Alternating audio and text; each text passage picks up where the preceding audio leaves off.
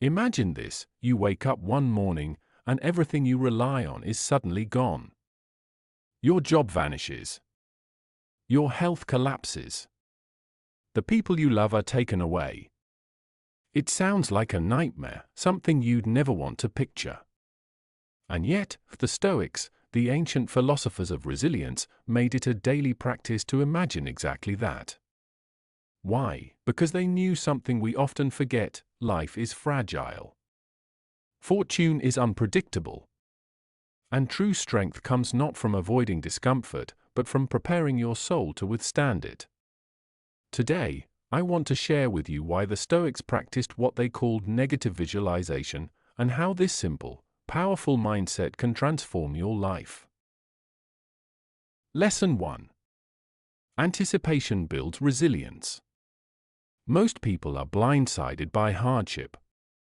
A layoff, an illness, a betrayal, these things knock them down because they never considered the possibility. But the Stoics trained their minds like warriors. By imagining loss, they built an inner armor. Think about it.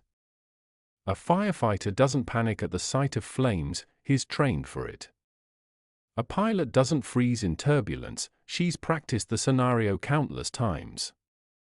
The Stoic does the same with the trials of life.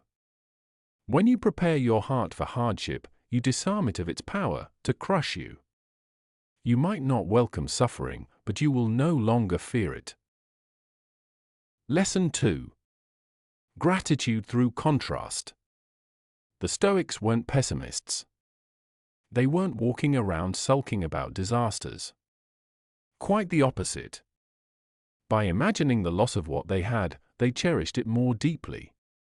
Tonight, when you sit at your dinner table, imagine for a moment that tomorrow it's gone: that meal, that warm bed, that loved one across from you. Suddenly, the ordinary becomes extraordinary. This is the magic of negative thinking. By considering absence, we ignite gratitude for presence. Life stops feeling routine and starts feeling miraculous. Lesson 3. Freedom from fear. Fear is what chains us. Fear of failure. Fear of rejection. Fear of loss.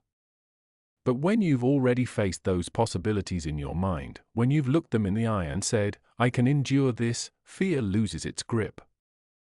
A Stoic walks into life's battles unshackled. They don't cling desperately to what might be taken. They don't beg life to be easier. Instead, they grow stronger, braver, freer. And freedom, true freedom, isn't the absence of difficulty. It's the absence of fear. Lesson 4. Turning trials into triumphs.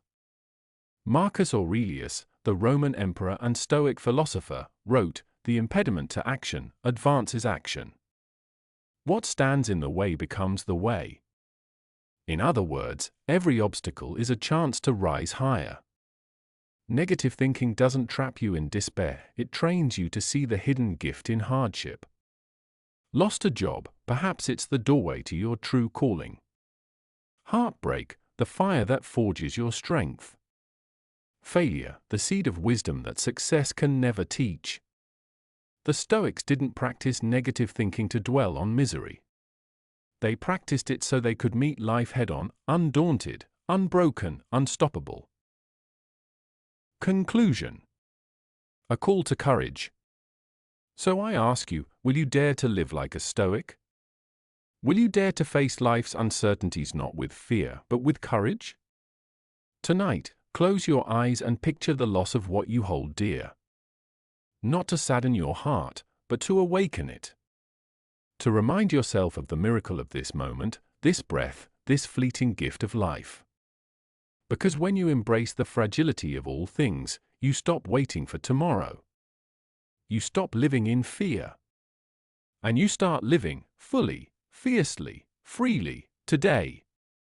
So rise, my friend. Step into the world armed not with wishful thinking, but with unshakable strength. Practice the Stoics' negative thinking. and you will discover the most positive power of all, the power to live without fear. Thank you for watching, and remember, life is short, fragile, and precious. Don't waste it in fear.